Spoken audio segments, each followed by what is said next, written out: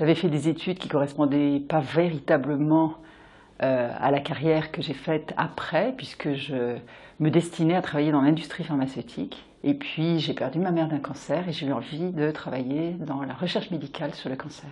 Je suis arrivée à toquer à la porte du professeur Flamand, qui était à l'époque la seule personne et le seul laboratoire qui faisait de l'épidémiologie des cancers. Alors ce dont je suis fière dans ma carrière, c'est d'avoir réussi à monter une grande étude épidémiologique, qui est une étude qui porte sur 100 000 femmes dont on suit l'état de santé depuis 25 ans. Non seulement le projet n'est pas arrêté, mais il est encore parti pour de nombreuses années, puisque les femmes qui sont rentrées dans la première étude continuent à être suivies, mais en dehors de cela, on a même un projet investissement d'avenir qui consiste à suivre les enfants et les petits-enfants des femmes de cette première étude. Ce que je pense avoir apporté à l'INSERM, c'est avec cette énorme base de données que certains ont appelé un véritable patrimoine scientifique national. L'INSERM nous apporte non seulement l'indépendance, mais l'INSERM nous apporte la notoriété. Et vraiment, être chercheur à l'INSERM, c'est une carte de visite extrêmement importante.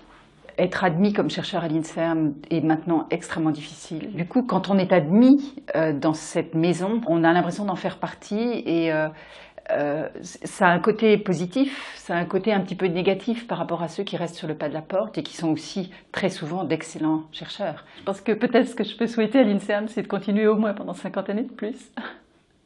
Mais peut-être aussi en ouvrant un petit peu davantage la porte, si c'est possible.